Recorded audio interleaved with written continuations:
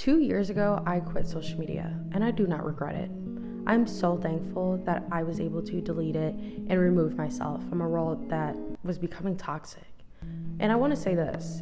If you are currently on social media, that does not make you a bad person. You might just be better at using it. But if you feel as if that's not the case, then maybe there's a little bit that you can also learn. I have had social media since about the age of 9. And if you're anything like me, you probably have as well. And it all started with me connecting with the people that were in my elementary school. Because I was going to be going to middle school and a lot of us were going to be departing and not going to be around each other anymore, we wanted to keep in contact. So having social media at that point was great, being able to connect with the people that I was no longer going to have access to on the daily basis.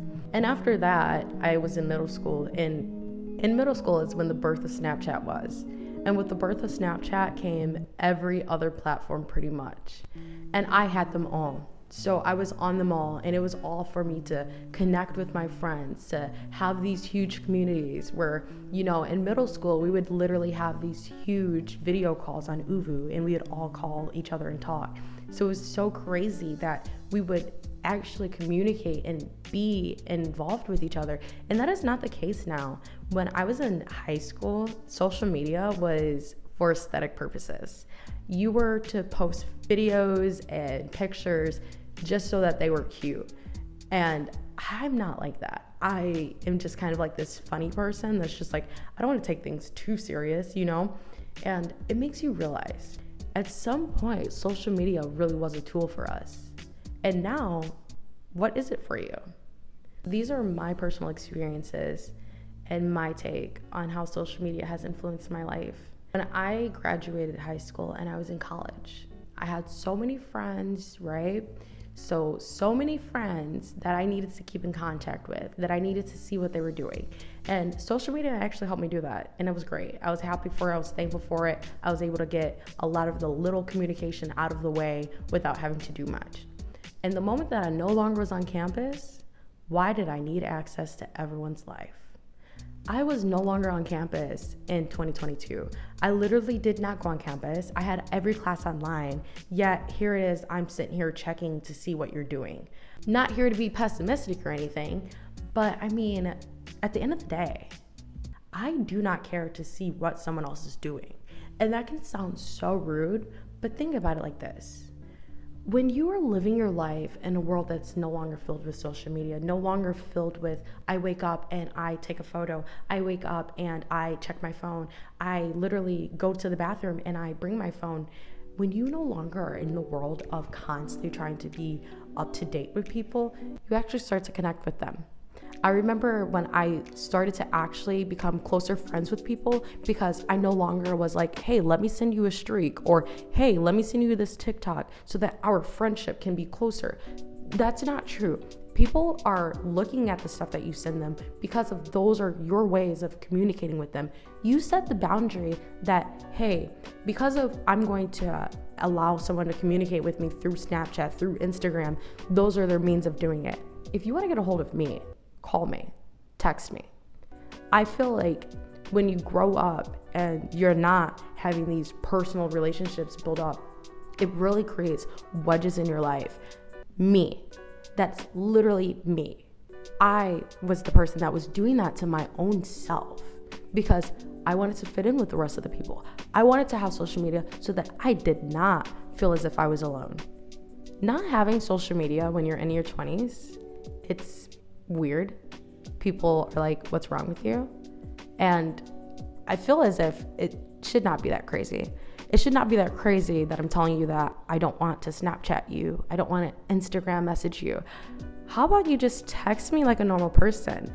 We could text and get together for a cup of coffee or a bite to eat and have face-to-face connection. There are so many people out there that are not having these personal relationships develop because they're only consuming a relationship on the phone. I could never be in a long-distance relationship because of the fact of I need physical. And I feel like when you're constantly communicating through a screen, you lose that intimacy. And even the same with your friendships. I can't have a friendship through the phone.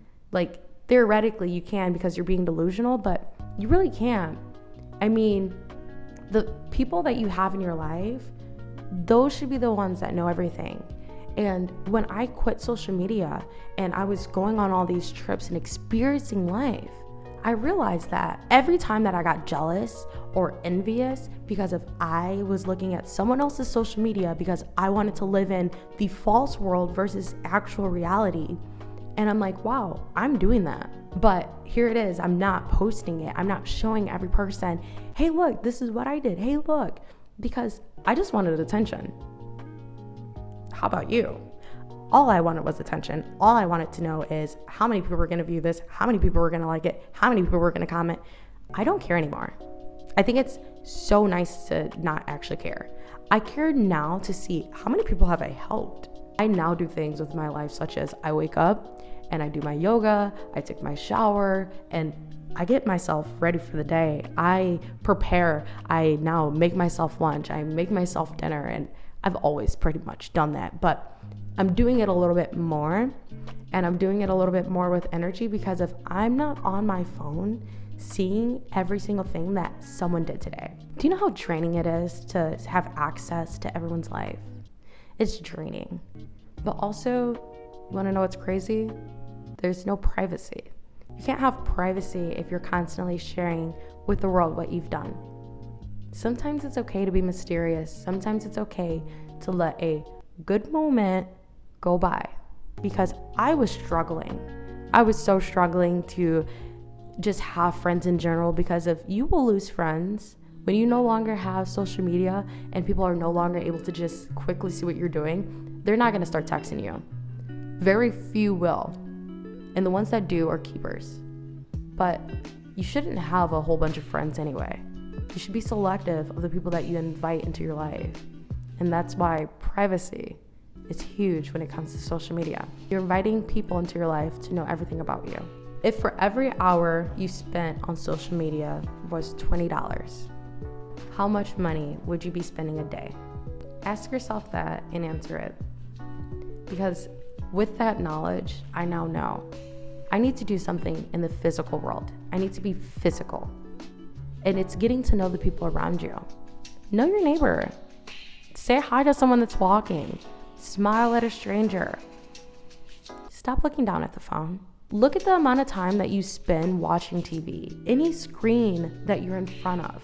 Ask yourself, how much of that time was productive? And how much of that time could you have been doing something else? Social media is very useful and very helpful. But social media can also be very negative for you. Don't make it negative for your life. Thank you all so much for tuning in, and I really do hope that this has helped you because I struggled so much to get rid of social media, and I'm so thankful that I did. Look at the time that you're spending on these. Bye.